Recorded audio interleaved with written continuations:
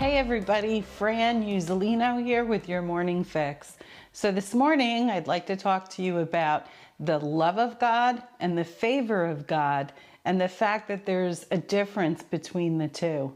You know, none of us can do anything that's going to make God love us any more than he already does. I actually love that song by Elevation Worship. I think it's called Jireh, and our worship team at House on the Rock has been singing it, and I love the lyrics of it, where it says, "I'll never be more loved than I am right now. I wasn't holding you up, so there's nothing I can do to let you down." Love that song. So just again, talking about the love of God, taking a look at a scripture that I'm sure everyone at House on the Rock knows, but we'll take a look at it anyway, and that's John 3:16 out of the New King James. "For God so loved the world that he gave his only begotten Son, that whoever believes in him should not perish, but have everlasting life." So I find it fascinating that it says, God so loved the world.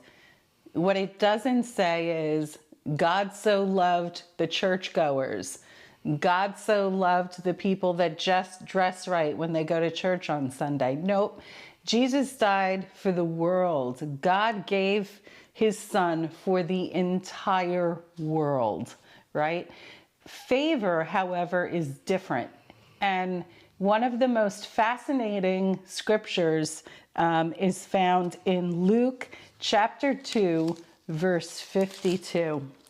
And it says, "And Jesus increased in wisdom and in stature and in favor with God and man." The favor that Jesus grew in, that word in the Greek is charis, which is the divine grace of God, right? God's love is available to everyone, but the favor of God, it requires stewardship. If Jesus had to grow in favor, then we should too. And, you know, people might be saying, well, hey, gee, wasn't he God? Wasn't he perfect?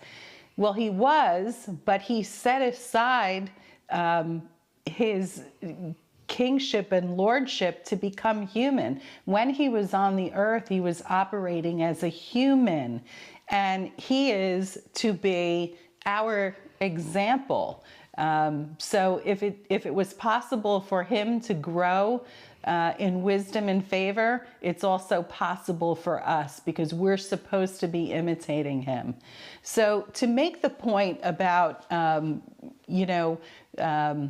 favor requires stewardship, I want to point out Matthew chapter 25, verses 14 through 29. So verses 14 through 29, it's the parable of the talents, and we all know it well, and it's quite long. I don't need to read the whole thing, and I know that I've actually discussed this in a prior Morning Fix. But when you get down to verse 29, it says, "To everyone who has more will be given, but from him who does not have, even what he has will be taken away." And this parable showed that they were expected to be good stewards of what they were given. I think it's also important to look at what's the purpose of God's favor, right? So in 1 Kings chapter 10, verse 9, the scripture talks about the fact that God blessed Solomon because he loved Israel. So the favor of God is always supposed to be used for blessing others, helping others.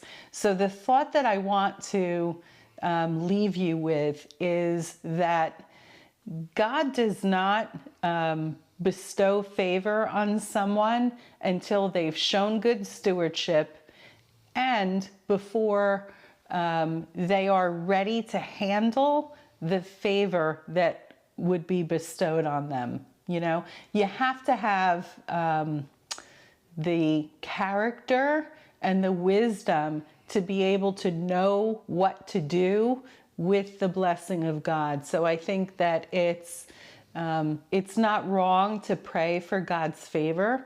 I think it's available to everyone, but I think that you also should be thinking about, if that's what you're praying for, think about also praying for the wisdom and the character to be able to deal properly with God's favor. I hope this was a blessing to you today. Have a great day, everybody.